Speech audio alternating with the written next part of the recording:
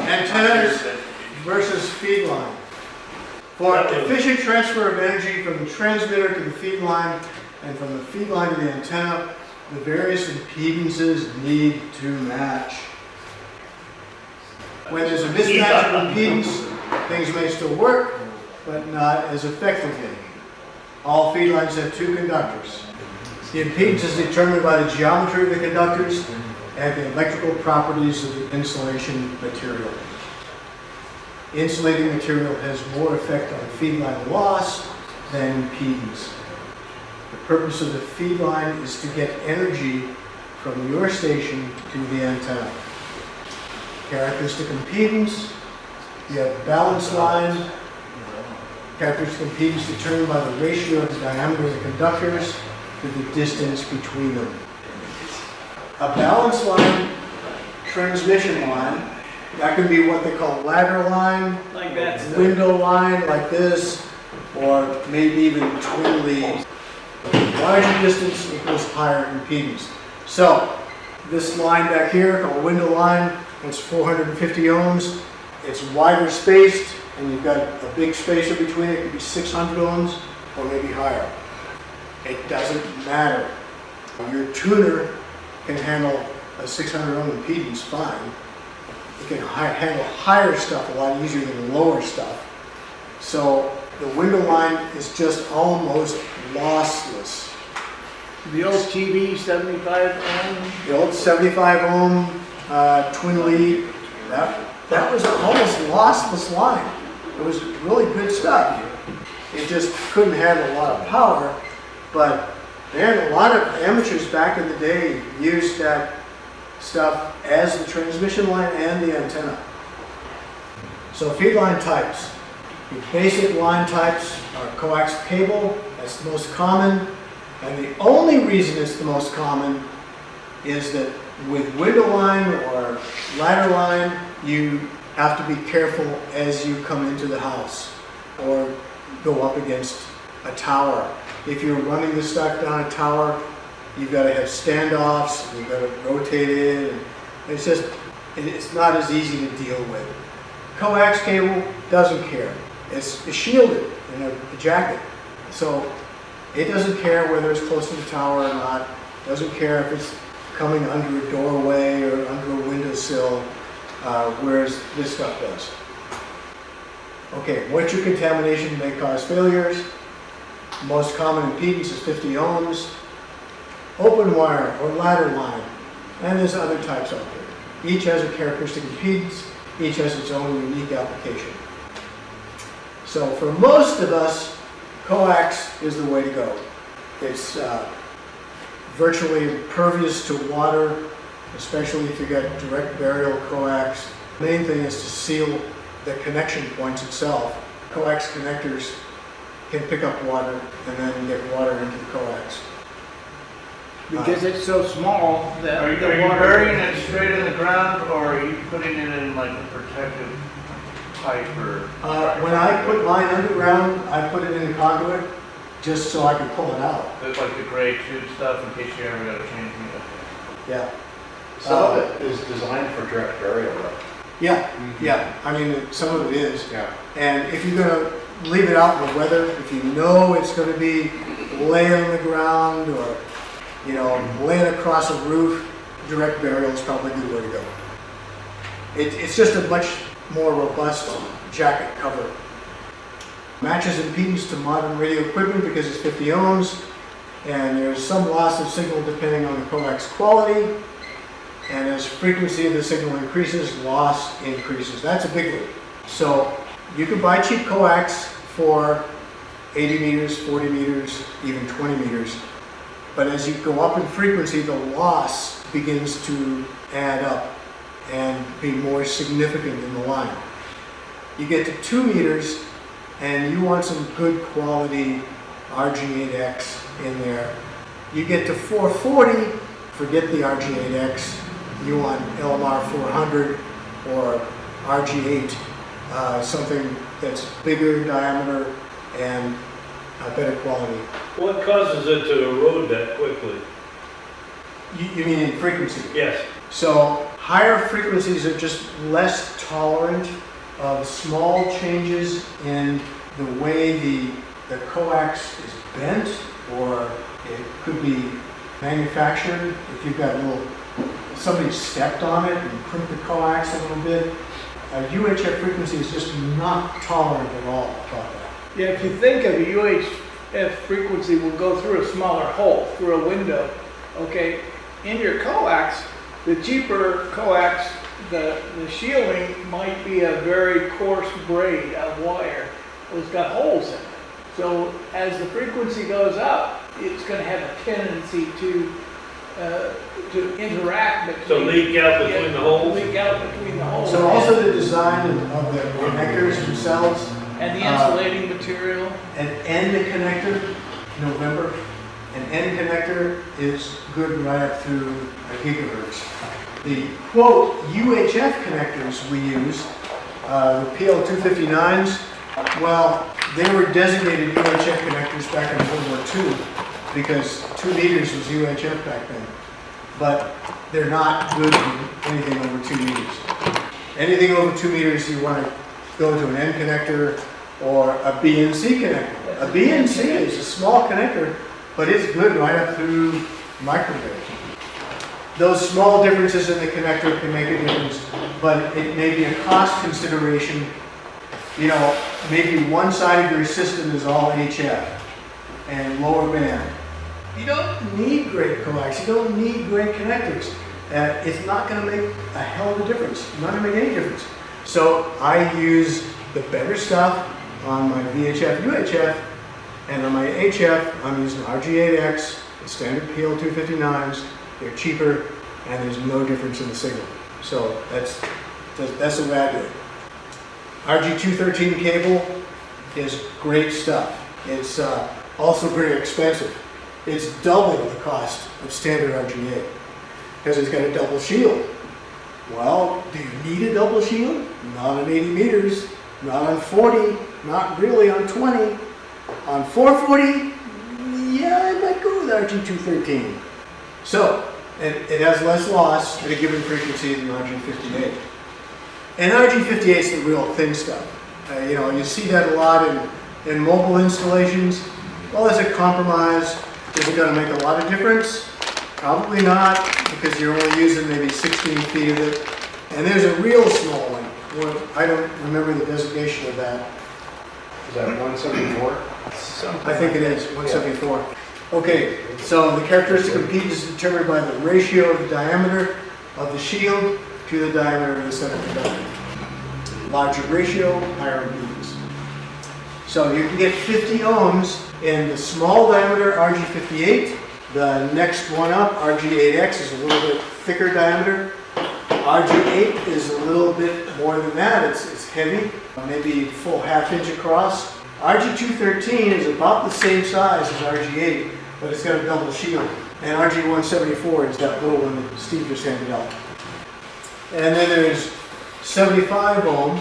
RG59 is the stuff that the satellite TV guys use, or RG6, either one of those. And then RG11. Then you got hardline. You'll hear this reference to hardline coax. Basically, it is almost like the flexible electrical conduit that you see in the hardware store.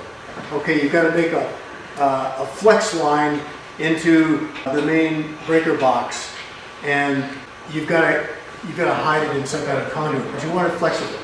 So you've got this armored flex stuff that you can twist it, you can bend it, but not easily, and it's basically a solid core, a solid shield. And hardline is very much like that. You've got a flexible, solid outer shield with an air insulated center conductor.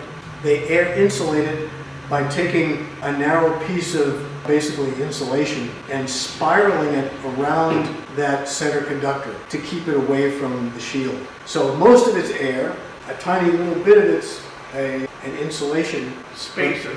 Yeah, it's a spacer, basically. But that technique requires some special techniques to keep moisture out of the cable.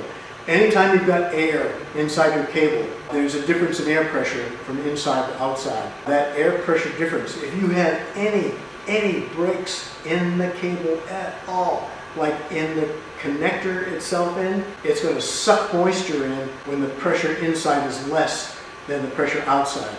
And it'll pump it day to night. The pressure changes, the temperature changes, and it'll suck that moisture in. And eventually you get condensation in the air core. So how do they deal with that? They pressurize it. They put nitrogen in that air core. So, okay, it's great stuff, but it's expensive, and you've got to seal in nitrogen to keep the moisture out. A foam core, that's probably your best in terms of all-around low loss. So if you look for low loss cable, it's a foam core. You'll hear some that are solid core, polyethylene, solid core, whatever. They'll be higher loss. And a vacuum core, it's great if you can afford it. Open wire ladder line. So you've got your window line, the standard 75 ohm twin lead and 300 ohm twin lead, like we use amateur radio. Says it's not common today except in special applications. Those special applications can be quite common. If you buy a G5RV multiband dipole, it'll have a section either in this kind or this that's a matching section before it goes to a transformer into your coax. And it works fine. It's a decent antenna, but it will use this kind of stuff. Here's the end of your ladder line, what it looks like, or not ladder line, your window line. The ladder line looks like this. All you have is separate spacers, and you can buy these spacers on eBay and make up your own. You know, buy random lengths of bare wire, and then make your own ladder line. When working with connectors and feed line to create your antenna system, you'll need to have a choice of crimp-on connectors or solder-on connectors to the feed line to make a good solid connection. Some people prefer one over the other. I use a combination of both. I put on connectors with a soldering gun for the center connector, and then I crimp the shield. Anybody that's tried to solder the shield of a big fat piece of coax realizes how fast that shield can suck heat away. So you're using your gun, your solder gun, on the maximum temperature, and you're trying to get that hot enough to melt the solder before it wicks all the heat away and melts the insulation in the coax. And then it doesn't work. It doesn't work. You can if you've got the heat gun hot enough, you can get it to work, but it's much easier to crimp that. Yeah, you're going to have some failures. That's just... Yeah. Oh yeah. Type of solder most often used in radio, electronics, electrical wiring is called rosin core. Usually a lead alloy solder with a core of rosin or flux that cleans the metal surfaces and helps the solder to flow. A good solder joint will be shiny. A bad or cold solder joint will have a rough or a lumpy look to it. Or just really dull. Yeah. Acid core solder should not be used for radio and electronic applications. The most suitable RF connector for frequencies above 400 megahertz is the N-type. We talked about that. You get above 2 meters, you probably want to be using an N connector. And you want regular lead tin solder 6040, and about the only place you can get it's eBay or Amazon. Yeah, a lot of the solder they're selling now is non-lead. Doesn't have any lead in it. So PL259 connectors are commonly used at HF and VHF frequencies. I've got some connectors up here that people can look at. The balance stands for balanced to unbalanced. So if you've got a dipole stretched out in 2 directions, exactly the same length on each side, that's a balanced antenna. An unbalanced antenna might be an off-center fed dipole, where it's not in the middle. But your coax is unbalanced. Your coax is not an open wire feeder. It's a center conductor with a shield around it that's unbalanced. So somehow we need to get from unbalanced to balanced, and that's a balun. Why do we want a balun? So I got a question for you, like, on all this stuff we're learning, it's like, it seems to me like there's not really one specific coax or antenna for just an average all around. You know, for like the guy that's just learning that might not have a specific thing he wants to do, is there a specific coax or antenna we should be looking for? Yeah, okay, so you want to keep it in within your budget, and if you're not doing extremely long lengths of coax, RG8X will suit for most stuff below 440. So if you're not doing a lot of 440 work, RG8X will work fine, so long as you're not making long runs, because it will get lossy in 2 meters. And one of us can give you a lot of help. So when you get down to decide So what when we you get want to to where we want, I can just come ask somebody like, this Yes. is this is what my goal is, Yep. what should I get here? Yeah, and you may want to experiment and, try different bands and not have to keep changing out coax. Yeah, you don't want to paint Yeah, yourself into I a don't want to corner. do it twice if I don't have to, Yeah, Yeah, so for most, your standard UHF connector, the RG 259, Yeah. PL 259, and RG8X will work fine. Balance, join balanced to unbalanced line. Why do we care? Because if you don't, and you have a balanced antenna with an unbalanced coax connected, it doesn't matter if it's perfectly tuned. If you're perfectly tuned, it doesn't really matter. It's when you go off frequency a little bit and try to transmit over there where it's not really tuned and it hasn't gone through a tuner, some of that reflected power is going to come back down the outside of the coax. So a balun will act as a choke and keep that current in the antenna and keep it from coming down the coax. and there's lots of ways to do that. So wait till you get ready to hook up whatever you're going to do, and we'll help you with that. Yeah. So again, it's not just to keep stray voltage out of your shack. I mean, that's a nuisance, but it's to make the antenna more efficient.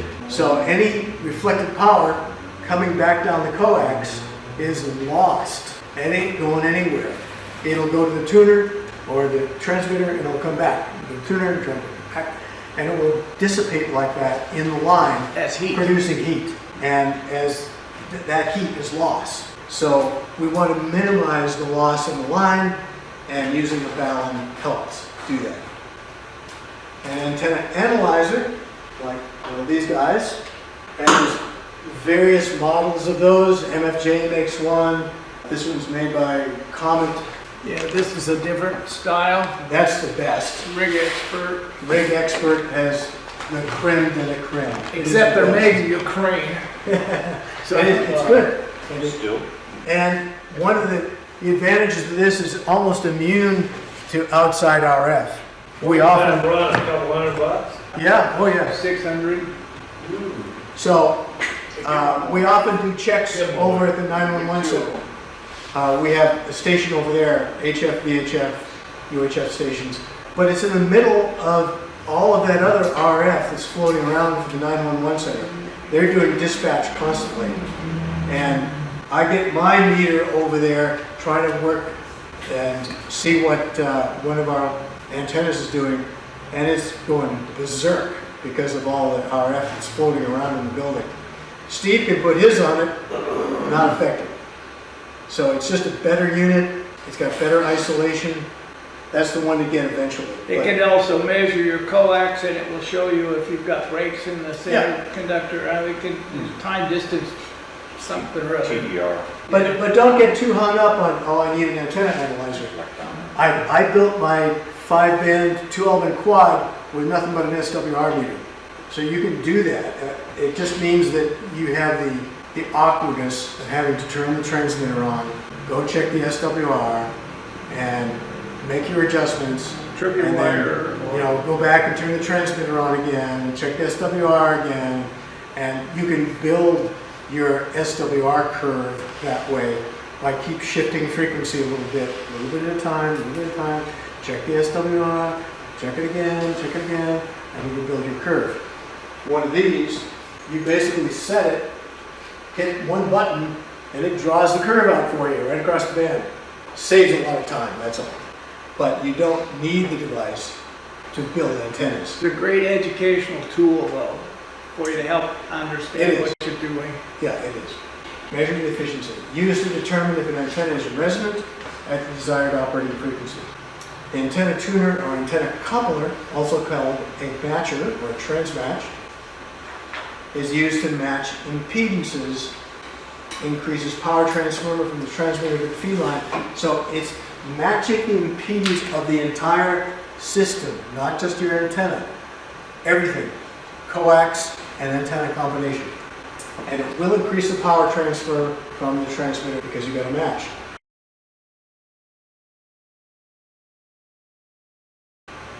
So this, I don't agree with this. Device connected between a radio and its antenna to trick the transmitter into seeing a better antenna match than what actually may exist in your real world feed line. Sort of. So what's going on, you are tuning everything beyond the transmitter, and you have to just know that your losses may be significant in the coax between your transmitter, the tuner, and the antenna. And you'll be getting the power out, but some of that reflected power is coming back down into the coax again and dissipating as heat. It'll look like a good match, and it is, and you're still getting power out. A good bit of that power will get to the antenna. So how important is that? At low frequencies, like 80 meters and 40, not really important. The losses in the line, they don't amount to a hill of beans on 80 meters. You go up to 10 meters, now the loss is pretty significant. You go up to 6 and 2 meters, now the loss gets crazy. You better be matched all the way along. That's where that's at. Now, one thing about that is some radios will shut off at a certain match point. Or drop the power. Drop the significantly. power. Few radios, you won't get much out at 3 to 1, but at 2.2 to 1, some radios will just quit transmitting or cut the power way back. So if you've got a transmatch in the middle, you can still maybe transmit at full power and get more out. Yeah. What about a choke? You could do another choke at the base, and a lot of people do that. They've got a balun up at the antenna, then the feed line's coming down to the transmitter or the tuner, and before it comes to the house, they've got another choke, an unbalanced to unbalanced. Does that take away the heat then? Yes, from there on, it helps a lot anyway. It doesn't do anything for the For the antenna? antenna itself. Yeah, heat is wasted energy. Right, right. So the way around that whole mess is to put the tuner out at the base of the antenna or at the center point. I have a vertical in the backyard that goes up my pine tree. It's 43 feet tall. It's got a capacity head at the top, a coil at the bottom, but I can tune all bands except 160 meters. And I put the tuner right at the base. So it's a remote, outside the weather tuner, but I have basically taken all of that loss away from the coax. So now I can tune easier and it works like it says it works. So here's the NFJ version of an antenna tuner. This is one of their better ones. And this is what it looks like in a schematic. You've got a couple of capacitors, variable capacitors, and a variable inductor. Sometimes that inductor is variable with a switch, and sometimes you've got a roller inductor that's rolling a connection across the induction. And that's probably better, but sometimes time consuming to get from one band to another. SWR meter indicates the degree of mismatch between the transmission line and its load. Like we said, a 1-to-1 is perfect. A 2-to-1 is maybe usable. Above 2-to-1, yeah, you probably don't want to go there. RF power meter, directional watt meter, that's telling you how much power you're actually putting out. If it's directional, then you've got your outgoing power and reflected power. The RF power meter should be installed in the feed line between the transmitter and the antenna. You usually have an S meter on the transceiver too. It's showing power out and it's showing SWR, but if it's before the tuner, if you've got an outboard tuner between the transmitter and your antenna, it could be showing 1-to-1, but what's on the feed line is not 1-to-1. The tuner's taking care of that, allowing the transmitter to see 1-to-1, but the antenna could be 6-to-1, and that's producing heat and loss in the line. Okay, one thing about that is if you have a radio with a tuner and you have an external tuner also, Oh, you don't want to turn use off both. the tuner in your radio Yeah, before you use the external tuner. The external tuners will have a bypass on them, so you can run it straight through without using the tuning capacitors. And you can use the tuner in your radio, or maybe you have an antenna that's resonant, you don't need to go through there. But the key thing is turn off the tuner in your radio before you use the external tuner. so the external tuner could be manual or automatic. The internal tuner in the radio is always automatic. So it's trying to find a match. And if your external tuner also is automatic, the two of them will fight each other. And they'll go back and forth, each one looking for a match. And it'll continue bouncing back and forth like this. And you'll never get a match. So turn one of them off, just use one at a time. Or you could buy some radios have a tuner that you can buy separately that plugs into the back of the radio, and it takes the place of the tuner internally in the radio. You just hit the tune button and it will tune it through that. But you kind of have to know what you're doing. That's where you get some help before you... Why do you want an external one if you already have one internal? Because the internal one is small, uses small components to fit inside the transceiver, and it doesn't have as wide a tuning range. Generally, they say 3-to-1 or maybe 4-to-1. Beyond that, it's not going to handle it. So if you've got a random length wire or a multiband antenna that has some really wide excursions on your impedance, then you're going to want a manual tuner or a bigger automatic tuner that can handle that. Does the Icon 7300 have a tuner? Yes. Yes, it does. And you can it buy- handles 3-to-1 fine. And you can buy an external tuner that plugs right into the back of the radio made by LDG Corporation. And I have one of those, I like it really a lot. May not be perfect, but it's an easy solution if you're not wanting to get too complicated.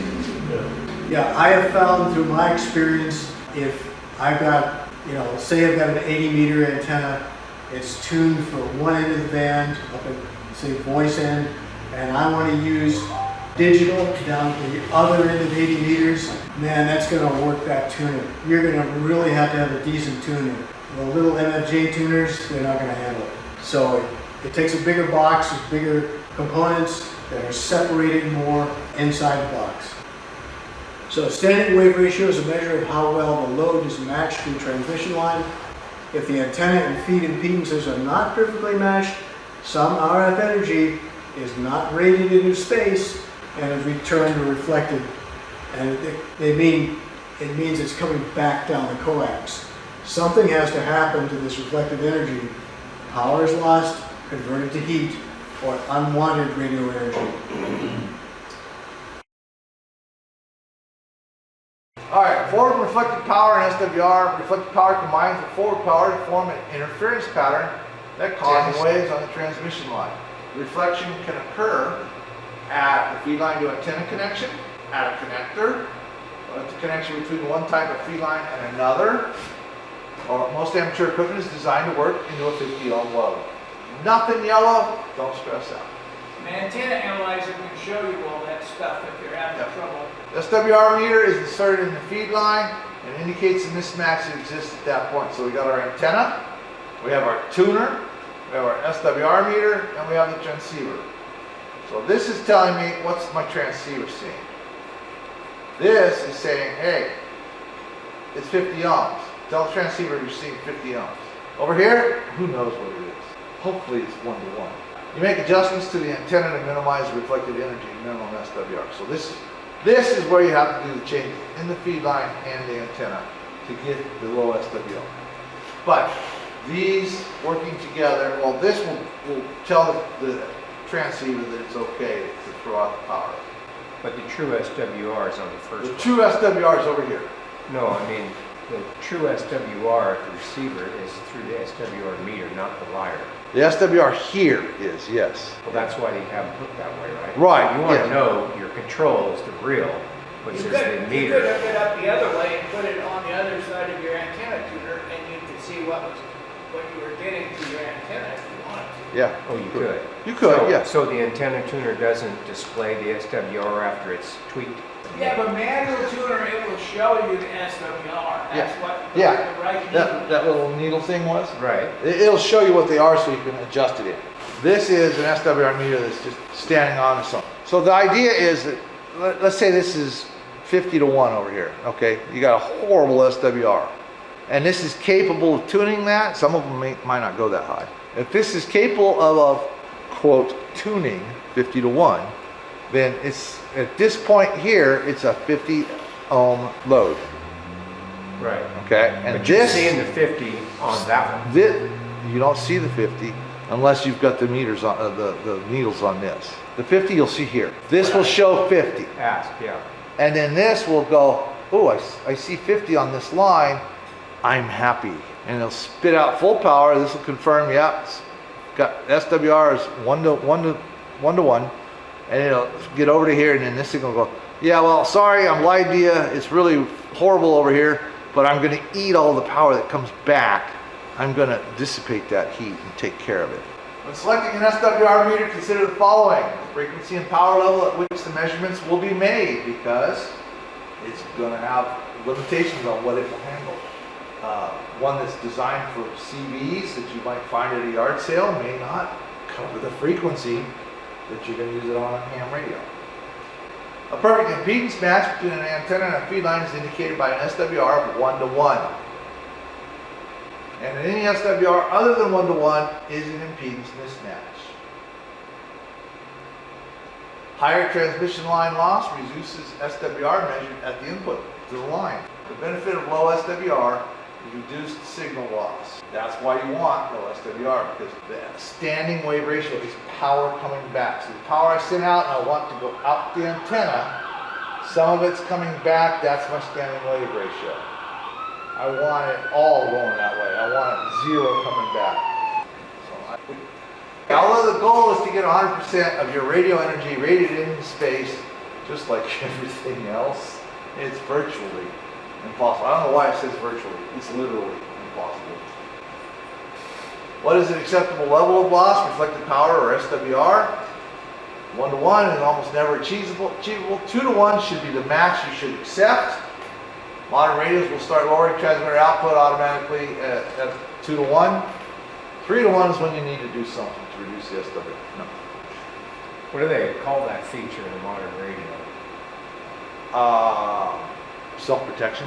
Quote unquote modern radio. How do you know, looking at the specs, whether or not you have that? It should tell you in the manual whether or not it will do that and at what levels. Every radio's different.